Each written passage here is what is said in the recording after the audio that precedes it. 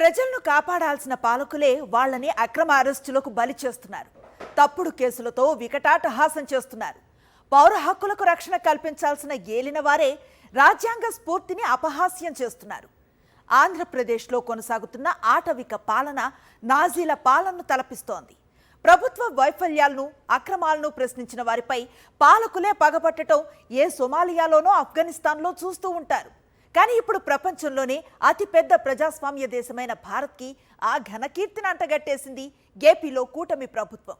ప్రశ్నిస్తే చాలు, ఇదెక్కడి అన్యాయం అని నిలదీస్తే చాలు, సామాజిక మాధ్యమాల్లో వేలెత్తి చూపితే చాలు, మీరు టార్గెట్ అయిపోతారు. కుట్రకి కథ, స్క్రీన్ ప్లే, దర్శకత్వం అంతా ఏలిన వారి కనుసన్నల్లోనే నడుస్తుంది. 10 ఏళ్లు ఎమ్మెల్యేగా చేసిన చెవిరెడ్డిపైనే అక్రమంగా పోక్సో కేసు పెట్టే స్థాయికి తెగబడ్డారంటే ఇక సామాన్యుల సంగతేంటి? భావ ప్రకటన స్వేచ్ఛకి అర్థమేంటి? కప్పు మీద కాకి కావు కావుమని అరుచును, లాకప్పులో కాకి చావు చావుమని అరుచును అన్నారో రచయిత. ఆంధ్రప్రదేశ్లో ఇప్పుడు జరుగుతోంది అదే అంటున్నారు మేధావుల నుంచి సామాన్యుల దాకా అందరూ. ప్రశ్నిస్తే అంతు చూస్తామంటున్న ప్రభుత్వం అక్కడితో ఆగటం లేదు. తప్పుడు కేసులతో అసలు ప్రజల్లో ప్రశ్నించే చైతన్యాన్నే హత్య చేసే కుట్రకి పదును పెడుతోంది. చట్టాన్ని కాపాడాల్సిన పోలీసులే ఏలిన వారికి జీ హుజూర్ అంటూ పౌర హక్కుల హననంలో బిజీ అయిపోయారు. తమ అరాచకాలను ప్రశ్నించటమే కాదు, తమ అరాచకాలకు బలైన వారిని పరామర్శించటం కూడా రాజద్రోహమే అంటోంది ఏపీలోని కూటమి ప్రభుత్వం. ఇది ఆంధ్రప్రదేశా, ఆఫ్ఘనిస్తానా అన్న ప్రశ్నలు సమాధానం కోసం దేశమంతా తిరుగుతున్నాయి. ఆంధ్రప్రదేశ్లో చీకటి పాలన వికటాట్టహాసం చేస్తోంది. పౌర హక్కుల హననాన్ని ఒక ఉద్యమంలా కొనసాగిస్తోన్న కూటమి ప్రభుత్వం ప్రజాస్వామ్య స్ఫూర్తికి పాతరేస్తూ చెలరేగిపోతోంది. చట్టాలను చట్టుబండలు చేస్తూ ఏలిన వారి కుట్రలకు పదును పెడుతూ ఖాకీలు పరవశించిపోతున్నారు. ప్రశ్నిస్తే నేరం, ప్రభుత్వ నిర్ణయాల్లో లోపాలను, పాలనలో వైఫల్యాలను ఎత్తి చూపితే ద్రోహం. సంబంధం లేని సెక్షన్లతో ప్రశ్నించే గొంతులపై కత్తి పెడుతోన్న ఏపీ ప్రభుత్వం క్రూరత్వానికి కొత్త నిర్వచనాలు చెబుతోంది. సోషల్ మీడియా యాక్టివిస్టుల మీదే కాదు, సెలబ్రిటీలు, రాజకీయ నేతలు ఎవరైనా సరే ప్రశ్నిస్తే చాలు ఉలిక్కి పడుతోంది. ఇప్పటిదాకా ఈ దేశ ప్రజలకు రాజ్యాంగం ప్రసాదించిన భావ ప్రకటన స్వేచ్ఛను హరిస్తూ వచ్చిన చంద్రబాబు ప్రభుత్వం ఇప్పుడసలు ప్రశ్నించే చైతన్యాన్ని ప్రజల్లో చంపేసే దిశగా కుతంత్రాలు పన్నుతోందని పరిశీలకులు విశ్లేషిస్తున్నారు. వైఎస్ఆర్సీపీ నాయకుడు చెవిరెడ్డి భాస్కర్ రెడ్డిపై అక్రమంగా పెట్టిన పోక్సో కేసుని గమనిస్తే ప్రభుత్వ పెద్దల క్రూరత్వం, ఆ క్రూరత్వానికి జీ హుజూర్ అంటోన్న ఖాకీల కర్కశత్వం అర్థమవుతాయని రాజకీయ పరిశీలకులు విశ్లేషిస్తున్నారు. 5.5 కోట్ల మంది ప్రజలున్న ఆంధ్రప్రదేశ్లో హల్చల్ చేస్తోన్న ఆఫ్ఘనిస్తాన్ పోకడలు ప్రజాస్వామ్యవాదులను తీవ్ర ఆందోళనకి గురి చేస్తున్నాయి. ప్రతిపక్షం అంటే ప్రజల పక్షం. పాలకుల వైఫల్యాలను ఎత్తిచూపడం, అవినీతిపై నిలదీయడం, పరిపాలన సరిగ్గా సాగేలా ప్రజల పక్షాన పోరాటం చేయడమే ప్రతిపక్షం పాత్ర.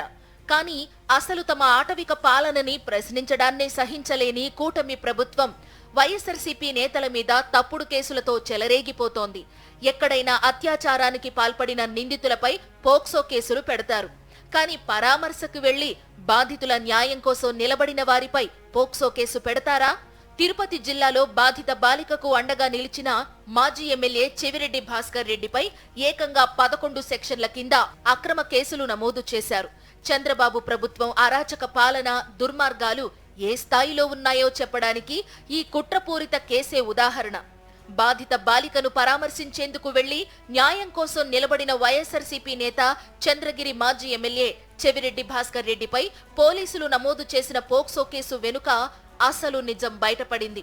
బాలిక తల్లిదండ్రులు రమణ, అరుణ మీడియా ముందుకు వచ్చి వాస్తవాలను వెల్లడించారు. తాను ఎవ్వరిపైనా కేసు పెట్టలేదని బాలిక తండ్రి రమణ స్పష్టం చేశాడు. ఫోన్ చేసి అన్నం రమ్మని భాస్కర్ రెడ్డి ఆడికి వచ్చినాడు. మమ్మల్ని అడిగినాడు ఏం జరిగింది, ఏమైనా విచారించుకున్నాడు. మేము చెప్పిన జరిగిన సంగతి అన్నయ్య మారి జరిగింది, వేరే వాళ్ళు ఎవరో తెలియదు కానీ గుర్తు తెలియని వ్యక్తుల పాపను మారి చేసినారని చెప్పినాము. చెప్తే పాడికి లోపల పోయి చూసినాడు. చూసి పోలీసు వాళ్ళు అడుగుతా ఉంటే, మీరు లేడీ పోలీసులు ఉంటారు కదా, అది చూస్తారు, మీరు వద్దులే అని చెప్పని వాళ్ళ పోలీసు వాళ్ళకి చెప్పి బయట రమ్మని సార్ అన్న కూడా, భాస్కర్ రెడ్డి అన్న కూడా బయటకు వచ్చేసినాడు. బయటకు వచ్చి మళ్ళా మీడియాతో మాట్లాడేటప్పుడు కూడా అన్నాడు, అన్న లేదులే అన్న, ఏమి ఇబ్బంది అయినా పర్వాలేదు కానీ వాడికి ఇట్లా చేసిన వాడికి మాత్రం శిక్ష పడాలి, అని నేను అన్నతో కూడా చెప్పినాను. అన్న మీద కేసు కానీ నేను అటువంటి ఏమి పెట్టలేదు. కేసు పెట్టాల్సిన అవసరం లేదు. మా కోసం చూసేదానికి వచ్చి మేము ఫోన్ చేసి రమ్మని మళ్ళీ ఆయన మీద కేసు ఎందుకు పెడతాం? పాపం కదా అది మాకు. విన్నారుగా, మాకు జరిగిన అన్యాయం తెలిసి చలించిపోయి పరామర్శకి వచ్చిన నాయకుడిపై, మాకు అండగా నిలిచిన నాయకుడిపై మేమెందుకు కేసు పెడతామని బాధిత బాలిక తండ్రి చెప్పిన మాటలు విన్నారుగా. కానీ జరిగింది ఏంటి? కూతురుకి కొండంత కష్టం వచ్చి కుమిలిపోతున్న తండ్రిని అడ్డం పెట్టుకుని చెవిరెడ్డి భాస్కర్ రెడ్డిపై పోక్సో కేసు పెట్టేశారు. అంటే ఏపీలో సాగుతోన్న అరాచక పాలనని ప్రశ్నిస్తే మాత్రమే కాదు, ఆ అరాచక పాలనకి బలైపోయిన వాళ్ళని పరామర్శించినా పాలకులు సహించలేరన్నమాట. మీడియా ఎక్కువ ఇది చేస్తారు. పేపర్ మీద సంతకం పెట్టమని సంతకం పెట్టించుకున్నాను నా దగ్గర. అంతకు తప్పితే నేను ఎవరి మీద కేసు పెట్టమని చెప్పలేదు. నాకెవరు ఇబ్బంది పెట్టలేదు. నేను ఎందుకు కేసు పెడతాను? నా బిడ్డకి బాగాలేకపోతే ఇబ్బంది జరిగితే చూసేదానికి వచ్చినారు. నేను ఎందుకు కేసు పెడతాను? అది జరిగింది. పోలీసులు మీకు అసలు కాగితంలో ఏం రాశారు? నాకు తెలియదు. నాకు చదువు రాదు. వాళ్ళు అదే చెప్పింది. మీడియా మాటకు మీడియాకి వేస్తా అన్నారు. అది ఎయిరు, నువ్వు సంతకం పెట్టు అని చెప్పినారు. సో చెవిరెడ్డి భాస్కర్ రెడ్డి గారి మీద కానీ నాగార్జున రెడ్డి నాకు తెలియదు. సో ఇది మీకు తెలియకుండా పెట్టిన తప్పుడు కేసా? అల్లారు ముద్దుగా పెంచుకున్న కూతురు ప్రాణాపాయ స్థితిలో ఉంటే అలాంటి పరిస్థితుల్లో ఆ తండ్రికి ధైర్యం చెప్పాల్సిన పోలీసులు చదువు రాని ఆయన అసమర్థతని ఆయుధంగా చేసుకుని చెవిరెడ్డిపై పోక్సో కేసు పెట్టేశారు. చెవిరెడ్డి భాస్కర్ రెడ్డి 2 సార్లు ఎమ్మెల్యేగా పనిచేశారు. వైఎస్ఆర్సీపీ రాష్ట్ర నాయకులు. చంద్రబాబు అనుకో కుట్రలు కుతంత్రాలు తెలిసిన వ్యక్తి. అందుకే ఎంతో శ్రమించి చివరకు తన నిజాయితీని ఇలా నిరూపించుకున్నారు. న్యాయస్థానాన్ని ఆశ్రయించారు. కానీ ఏపీ ప్రభుత్వ అరాచకాలను వైఫల్యాలను ప్రశ్నిస్తూ అక్రమ కేసులు ఎదుర్కొంటున్న సామాన్యుల పరిస్థితి ఏంటి? 2 పర్యాయాలు ఎమ్మెల్యేగా పనిచేసిన చెవిరెడ్డి మీదే పోలీసులు పోక్సో చట్టాన్ని అక్రమంగా ప్రయోగించారంటే ఇక సామాన్య సోషల్ మీడియా యాక్టివిస్టుల విషయంలో ఖాకీల కర్కశత్వాన్ని అంచనా వేయడం సాధ్యమేనా? తప్పుడు కేసులు, దొంగ కేసులు, అక్రమ కేసులు ఎలా పిలుచుకుంటే ఏంటి కానీ ఈ ఘనకార్యాలకు స్వయంగా పోలీసులే పాల్పడితే ఇక సామాన్యులకు దిక్కెవరు? చెవిరెడ్డి మీద కేవలం పోక్సో కేసు పెట్టడమే కాదు, అక్రమంగా 11 సెక్షన్లు బనాయించారు. చివరకు ఆ బాధిత బాలిక తండ్రి బయటకొచ్చి నేను కేసు పెట్టడం ఏంటి మహాప్రభో, నాకేం తెలీదు, నా చేత తెల్ల కాగితం మీద పోలీసులు సంతకం పెట్టించుకున్నారు, అంతకు మించి నాకేం తెలియదంటూ ఏలిన వారి కుట్రని బయటపెట్టేశారు. 10 ఏళ్లు ఎమ్మెల్యేగా పనిచేసిన చెవిరెడ్డి పరిస్థితే ఇలా ఉంటే ఇక సోషల్ మీడియా యాక్టివిస్టుల మీద పెడుతోన్న అక్రమ కేసులకు అంతే ఉంటుంది. ఈ రోజున రమణ గారు చెప్పేదాని ప్రకారం అయితే నేను అసలు కేసే పెట్టలేదు, నాకు ఏం పెట్టినారో కూడా తెలియదు, నా చేత మీ దగ్గరికి వచ్చి మీడియా వాళ్ళు గుచ్చిగుచ్చి అడుగుతారు కాబట్టి నువ్వు సంతకం పెట్టిడానని సంతకం తీసుకున్నటువంటి వ్యక్తులు పోలీసు వాళ్ళు ఈ రకంగా భాస్కర్ రెడ్డి మీద, ఇంకా మా పార్టీకి సంబంధించినటువంటి నాయకులు దాదాపు 50 మందికి పైగా వీళ్ళందరి మీద POCSO case, SC ST case, ఇంకా అదనంగా 11 కేసులు పెట్టడం అంటే దేనికి సంకేతం? ఏం చెప్పదలుచుకుంటున్నది ఈ రాష్ట్ర ప్రభుత్వం ప్రజలకు? ఎవరి మీద కక్ష సాధించాలని మీరు అనుకుంటున్నారు? మిమ్మల్ని ప్రశ్నించేటువంటి వాళ్ళ గొంతుల్ని పూర్తిగా నులిపెయ్యాలా అన్నటువంటి ఆలోచన మీకున్నది అన్నది చాలా స్పష్టంగా అర్థమైపోలేదా దీంట్లో? ఆంధ్రప్రదేశ్లో సంక్షేమాన్ని, అభివృద్ధిని, శాంతి భద్రతల పరిరక్షణని గాలి కొదిలేసిన కూటమి ప్రభుత్వం భావ ప్రకటన స్వేచ్ఛ గొంతు నొక్కడం మీదే దృష్టి పెట్టింది. ప్రశ్నించే గొంతులపై ఉక్కుపాదం మోపడం మీదే దృష్టి పెట్టింది. అరాచక పాలన బాధితులను పరామర్శించడానికి కూడా ప్రజలు భయంతో వణికిపోయేలా పోలీసులు దొంగ కేసులు పెడుతున్నారంటే ఏపీలో ఎంతటి దారుణ పరిస్థితులు నెలకొన్నాయో అర్థం చేసుకోవచ్చు. ప్రజల్లో ప్రశ్నించే చైతన్యాన్ని చంపేయడానికి చంద్రబాబు ప్రభుత్వం పన్నుతోన్న పన్నాగాలు ప్రజాస్వామ్య స్ఫూర్తిని అపహాస్యం చేస్తున్నాయి. Of the people, by the people, for the people. ప్రజల చేత, ప్రజల కొరకు ప్రజలే ఎన్నుకునే ప్రభుత్వ విధానాన్ని ప్రజాస్వామ్యం అంటారు. 1863 నవంబర్ 19న నాటి అమెరికా అధ్యక్షుడు అబ్రహం లింకన్ ప్రజాస్వామ్య గొప్పదనాన్ని నిర్వచిస్తూ చేసిన వ్యాఖ్యలివి. ఆ తర్వాత ఎప్పుడో 84 ఏళ్లకి స్వాతంత్ర్యం సాధించిన భారతదేశం అలాంటి అమెరికా కన్నా అద్భుతంగా ప్రజాస్వామ్యాన్ని అమలు చేస్తున్న దేశంగా సగర్వంగా ప్రపంచ దేశాల ముందు నిలబడింది. ఇప్పుడు అదే దేశంలో ఆంధ్రప్రదేశ్లో అదే ప్రజాస్వామ్యం అనునిత్యం అపహాస్యం పాలవుతోంది. పౌర హక్కులు అణచివేతకి గురవుతున్నాయి. ప్రశ్నిస్తే నేరం, ప్రభుత్వ అసమర్థతను ఎత్తి చూపితే ద్రోహం, ప్రభుత్వ నిర్ణయాలపై విశ్లేషణ చేస్తే పాపం. కూటమి ప్రభుత్వ పాలనలో అభివృద్ధి సంక్షేమం మాత్రమే కాదు, ప్రజాస్వామ్యమే కుంటుపడింది. భయం, తమ అరాచకాలను ప్రశ్నిస్తున్నారన్న భయం, ఆందోళన, తమ పాలనా వైఫల్యాలను ఎత్తి చూపుతున్నారన్న ఆందోళన, వణుకు, ఎన్నికల వేళ ఇచ్చిన హామీల సంగతేంటని నిలదీస్తున్నారని వణుకు. అసలే అది ఆటవిక పాలన, అందులోనూ రాక్షస రాజ్యం. ఆ పైన ప్రజలు తిరగబడుతున్నారన్న భయం, ఆందోళన, వణుకు. ఇక చెప్పేదే ఉంది. ఆంధ్రప్రదేశ్లో ప్రజాస్వామ్యాన్ని ఖూనీ చేయడానికి కంకణం కట్టుకున్న కూటమి సర్కార్ భావ ప్రకటన స్వేచ్ఛ మీద కత్తి కట్టడానికి సై అనేసింది. నిస్సిగ్గుగా ఎమర్జెన్సీ రోజులను తలపిస్తూ హక్కుల హననానికి తెగబడింది. మొదట సోషల్ మీడియా యాక్టివిస్టులపై పడగ విప్పిన రెడ్ బుక్ రాజ్యాంగం, ఆ తర్వాత చైతన్యవంతంగా స్పందించే సెలబ్రిటీల మీద కూడా తమ విషపు పడగని విస్తరించింది. ప్రశ్నిస్తున్న వారినే కాదు, అసలు ప్రభుత్వ వైఫల్యాలను ప్రశ్నించాలన్న ఆలోచన కూడా ప్రజల్లోకి రాకూడదన్న పంతంతో పన్నాగాలు పన్నుతోంది. చెవిరెడ్డి మీద పెట్టిన తప్పుడు కేసు కూటమి ప్రభుత్వ కుతంత్రానికి చిన్న ఉదాహరణ మాత్రమే. ఎప్పుడో ఏడాది క్రితం సినీ దర్శకుడు రామ్ గోపాల్ వర్మ సోషల్ మీడియాలో ఎలాంటి అసభ్యత లేకుండా వ్యంగ్యంగా చేసిన ఒక పోస్ట్ మీద ఇప్పుడు ఏపీలో 10కి పైగా కేసులు నమోదైపోయాయి. ఎవరెవరి మనోభావాలు దెబ్బతినిపోయాయట. హత్యలు, అత్యాచారాలతో ఆంధ్రప్రదేశ్ అల్లకల్లోలమవుతుంటే శాంతి భద్రతల పరిరక్షణకి నడుం బిగించని ఖాకీలు ఆగమేఘాల మీద రామ్ గోపాల్ వర్మని అరెస్టు చేయడానికి విఫల ప్రయత్నాలు చేశారు. ఇప్పుడు నేను ఆల్మోస్ట్ ఒక 1 year బ్యాక్ ఏదో ట్వీట్స్ పెట్టాను అనే ఎలిగేషన్. ఆ ట్వీట్స్ ఎవరో మనోభావాలు దెబ్బతిన్నాయి. ఇక్కడ విచిత్రం ఏంటంటే 1 year బ్యాక్ పెట్టిన ట్వీట్స్ 4 డిఫరెంట్ ప్లేసెస్లో 4 డిఫరెంట్ జ్యూరిస్డిక్షన్స్లో 4కి ఒకే 3-4 రోజుల వ్యవధిలో వాళ్ళ మనోభావాలు దెబ్బతిన్నాయి. వాళ్ళు ఆ పరంగా కంప్లైంట్ ఇవ్వడం, కేసులు పెట్టడం జరిగింది. ఇక్కడ పాయింట్ 1, ఎవరి మీద అయితే నేను పెట్టానని వాళ్ళు చెప్తున్నారో వాళ్ళకి లేదు, ఎవరో థర్డ్ పార్టీ, అసలు సంబంధం లేనివాడు. సో ఆ కాంటెక్స్ట్ లో అసలు ఈ కేసు ఎలాగా, ఈ సెక్షన్స్ ఎలా వర్తిస్తాయి అనేది అప్పుడు ఆబ్వియస్ గా నాకు వచ్చే అనుమానం కానీ, నాకు కానీ నా మనుషులు కానీ, ఇది ఒక పర్సిక్యూషన్ చేయటానికి ఒక పద్ధతి ప్రకారం ఉన్న ఎలోబుల్ లాస్ ని వాడుతున్నారా, లేకపోతే ఇప్పుడు వరల్డ్ ఓవర్ ఒక ఫినామినా ఏం జరుగుతుందంటే పొలిటికల్ పార్టీస్ వాళ్ళు they are weaponising the systems of the police. అది అమెరికాలో జరుగుతుంది, యూరోప్ లో జరుగుతుంది, ఇక్కడ కూడా జరుగుతుంది. చెవిరెడ్డి భాస్కర్ రెడ్డి, రామ్ గోపాల్ వర్మ లాంటి వాళ్లు తమ శక్తి సామర్థ్యాలను ఉపయోగించి న్యాయస్థానాలను ఆశ్రయించి కూటమి ప్రభుత్వ కుట్రలకు చెక్ పెట్టగలిగారు. కానీ ప్రభుత్వ అరాచకాలను వేలెత్తి చూపుతోన్న సామాన్య ప్రజల పరిస్థితి ఏంటి? ప్రభుత్వ వైఫల్యాలను సామాజిక మాధ్యమాల్లో నిలదీస్తున్న సోషల్ మీడియా యాక్టివిస్టులను అక్రమ కేసులతో పోలీసులు వెంటాడుతున్నారు. భావ ప్రకటన స్వేచ్ఛని ఉపయోగించుకోవడమే నేరమైపోయిన దారుణ పరిస్థితులను కల్పించిన చంద్రబాబు ప్రభుత్వం సోషల్ మీడియా యాక్టివిస్టులకు నరకం చూపిస్తోంది. వివిధ ప్రాంతాల్లో కేసులు పెట్టిస్తూ రాష్ట్రమంతా వారిని తిప్పుతోంది.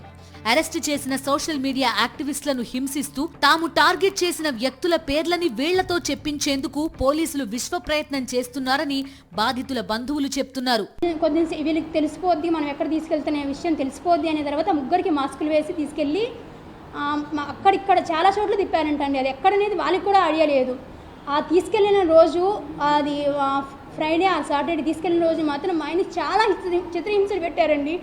పక్కనున్న మా వారితో పాటు ఉన్న ఇద్దరు వాళ్ళ ఫ్రెండ్స్ చెప్తున్నారు, మీ వర్రాన్ని కొడుతుంటే ఎక్కడ వాడు చచ్చిపోతాడో అన్నట్టుగా మేము భయపడామమ్మ, అలాగే హింసించాడు మీ రవిని అని వాళ్ళే స్వయంగా చెప్తున్నారండి. ఎలా ఇబ్బంది పెట్టారనేది వాళ్ళ పక్క నుండి విన్న వాళ్ళే చెప్తున్నారు. అమ్మ మేము భయపడ్డామమ్మా, ఎక్కడ ఫస్ట్ మేము చెప్పినట్టు మీరు ఒప్పుకోవాలి, నువ్వు ఒప్పుకోవాలి వర్రా అని మా ఆయన చాలా హింసించారంటండి. మా ఆయన నేను ఒప్పుకోను సార్, నేను చెప్పను, మీరు చెప్పేటివి నా ప్రకారం నేను చేసినట్టుగా ఒప్పుకుంటాను, కానీ నేను చెప్పనంటే నువ్వు ఒప్పుకోవాలని కొట్టారంట, చాలా చిత్రహింసలు పెట్టారంట. సోషల్ మీడియాలో వైఎస్ఆర్సీపీ అధినేత జగన్ పై, నేతలపై విష ప్రచారాలు చేస్తోన్న ఎల్లో సైకోలను మాత్రం చంద్రబాబు ప్రభుత్వం భుజానికెత్తుకుని తిరుగుతోంది. ప్రభుత్వ వైఫల్యాలను ప్రశ్నిస్తున్న సోషల్ మీడియా యాక్టివిస్టులు, వైఎస్ఆర్సీపీ నేతల మీద మాత్రం అక్రమ కేసులు పెట్టిస్తోంది. రెడ్ బుక్ రాజ్యాంగం పడగ నీడలో ఉన్న ఆంధ్రప్రదేశ్లో ఇప్పుడు ప్రశ్నించడం నేరం. రాజ్యాంగం ప్రసాదించిన భావ ప్రకటన స్వేచ్ఛని ఉపయోగించుకోవడం నేరం. ప్రజాస్వామ్యయుతంగా జీవించడం నేరం. ఎందుకంటే ఇప్పుడు ఆంధ్రప్రదేశ్ని ఆటవిక ప్రదేశ్గా మార్చేశారు, అరాచకాలకు నిలయంగా మార్చేశారు. సంబంధం లేని సెక్షన్లు పెట్టేశారు. ఒక పోస్టుపై 10ల సంఖ్యలో ఎఫ్ఐఆర్లు నమోదవుతాయి. వందల వేల మంది ఫిర్యాదుదారులు పుట్టుకొస్తున్నారు. అసలు తాము ఫలానా వాళ్ల మీద ఫిర్యాదు చేశామని చేసినట్లుగా చెప్తున్న వాళ్ళకైనా తెలుసో తెలీదో కూడా ఎవరికీ తెలీదు. ఆటవిక పాలనకి ఇది పరాకాష్ట అనుకుంటున్నారా? అలా అనుకుంటే పొరపాటే. ఈ అరాచకాలన్నీ జస్ట్ శాంపిల్ మాత్రమేనట. అసలు కుట్రలు ముందున్నాయంటోంది ఏపీలో కూటమి ప్రభుత్వం. అనటమేంటి, ఆల్రెడీ పీడీ యాక్ట్ని కొత్త కోరలు సిద్ధం చేస్తోంది. ప్రశ్నించే పౌరుల భావ ప్రకటన స్వేచ్ఛని వినియోగించుకునే పౌరుల అంతు చూడటానికి. ప్రశ్నిస్తే పీడీ యాక్ట్ అట. ఈ దుర్మార్గాలన్నీ చూస్తున్న తెలుగు ప్రజలు ఆంధ్రప్రదేశ్కి ఎలాంటి దుర్గతి పట్టిందని తలలు పట్టుకుంటున్నారు. ఆంధ్రప్రదేశ్లో భావ ప్రకటన స్వేచ్ఛ గొంతు నొక్కడానికి కూటమి ప్రభుత్వం చేస్తోన్న అరాచకాలు అన్నీ ఇన్ని కావు. ఆ క్రమంలో సెక్షన్ 41A నోటీస్ని కూడా దుర్వినియోగం చేసింది. చిన్న చిన్న నేరారోపణలు ఎదుర్కొంటున్న వారికి ఆ నేరారోపణ కారణంగా వారి రోజువారీ జీవన విధానానికి ఆటంకం కలగకుండా చూడ్డానికి ఉద్దేశించిందే సెక్షన్ 41A. కానీ ఒక అంశం మీద అనేక చోట్ల కేసుల మీద కేసులు పెట్టి సెక్షన్ 41A నోటీస్ ఇచ్చే పరిస్థితి లేదంటూ వారిని అరెస్టు చేయడానికి కుట్రలు పన్నుతూ వస్తోంది చంద్రబాబు ప్రభుత్వం. అక్కడితో ఆగలేదు. ఎప్పుడో సోషల్ మీడియాలో పెట్టిన పోస్టులకు ఇటీవల వచ్చిన కొత్త చట్టాల్లోని సెక్షన్లు కూడా నమోదు చేయిస్తోంది. ఈ పరిణామాలు చూసి సాక్షాత్తు సుప్రీంకోర్టే ఏపీలో ఎఫ్ఐఆర్ల వర్షం కురుస్తోందని వ్యాఖ్యానించిందంటే చంద్రబాబు ప్రభుత్వ అధికార దుర్వినియోగాన్ని అర్థం చేసుకోవచ్చు. ఒకే ఘటనపై అనేక ఎఫ్ఐఆర్లు నమోదు చేయడంతో పాటుగా ఈ ఏడాది జూలై 1వ తేదీ ముందు జరిగిన ఘటనలకు బిఎన్ఎస్లోని సెక్షన్ 111 వర్తింపజేస్తూ కూటమి ప్రభుత్వం ఇష్టారాజ్యంగా వ్యవహరిస్తోంది. సజ్జల భార్గవరెడ్డిపై కూటమి ప్రభుత్వం పెట్టిన అక్రమ కేసులపై సుప్రీంకోర్టులో వాదించిన న్యాయవాది కపిల్ సిబల్ ఒక్క వారంలోనే సోషల్ మీడియా యాక్టివిస్టులపై 147 కేసులు నమోదు చేశారని, ఇది ఎఫ్ఐఆర్ల సునామీని తలపిస్తోందన్నారు. అక్రమ అరెస్ట్ నుంచి సజ్జల భార్గవ్కు 2 వారాల పాటు రక్షణ కల్పిస్తూ సుప్రీం ఆదేశాలు జారీ చేసింది. బిఎన్ఎస్లోని సెక్షన్ 111 పెట్టాలంటే నిందితుడిపై గతంలో దాఖలైన 2 ఛార్జ్ షీట్లు పెండింగ్లో ఉండాలనే విషయాన్ని కూడా చంద్రబాబు ప్రభుత్వం విస్మరించడంపై న్యాయ నిపుణులు విస్మయం వ్యక్తం చేస్తున్నారు. ఇది చాలా దుర్మార్గం. 111 అనేది 246 పార్లమెంటరీ కమిటీ రిపోర్టును అనుసరించే బిఎన్ఎస్లో 111 సెక్షన్ పెట్టడం జరిగింది. ప్రప్రథమంగా పార్లమెంటరీ కమిటీ ఉద్దేశం ఏంటంటే, ఈ 111 ఎందుకు తీసుకొస్తున్నారో బిఎన్ఎస్లో అంటే, అప్పుడు దాకా ఉన్నటువంటి ఐపీసీ చట్టాల్లో ఐపీసీ సెక్షన్లో కొన్ని అఫెన్సెస్కి సరిగా ఇన్అడిక్వేట్ దాన్ని డీల్ చేయడానికి సరైన సెక్షన్లు లేవని భావించి 246 పార్లమెంటరీ కమిటీ రిపోర్ట్లో చెప్పబడింది ఏంటంటే, those IPC sections existing were not adequate to deal certain situations. A situation చాలా స్పష్టంగా రాయబడ్డది పార్లమెంటరీ కమిటీ ఇచ్చిన రిపోర్ట్లో. Contract killing, extortion, land grabbing, bank frauds, financial scams, వీటికి మాత్రమే ఐపీసీలో సరైన చట్టాలు లేవు కాబట్టి అందుకని బిఎన్ఎస్ తీసుకురావడం జరిగిందని పార్లమెంటరీ కమిటీలో చట్టం పాస్ చేసేటప్పుడు గౌరవ పార్లమెంటు వారు పాస్ చేసినటువంటి చట్టంలో ముఖ్య ఉద్దేశం ఇది. కానీ ఈ ఉద్దేశాలు తుంగలో దొరికి ఈ ఫ్యాసిస్ట్ గవర్నమెంటు సోషల్ మీడియాలో పెట్టినటువంటి ప్రతి పోస్ట్కి ఈ 111 బిఎన్ఎస్ వాడడం చాలా దుర్మార్గం. ఒకే ఘటనపై అనేక ఎఫ్ఐఆర్లు పెట్టొద్దని గతంలో సుప్రీంకోర్టు స్పష్టంగా చెప్పింది. అయినా చంద్రబాబు ప్రభుత్వానికి మాత్రం అది చెవికెక్కడం లేదు.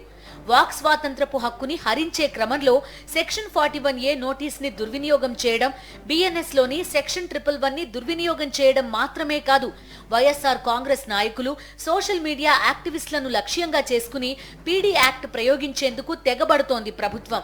అసెంబ్లీ సమావేశాల్లో హఠాత్తుగా కేబినెట్లో ఆమోదించి 1986 పీడీ యాక్ట్ సవరణ బిల్లును అసెంబ్లీ కౌన్సిల్లో పెట్టారు.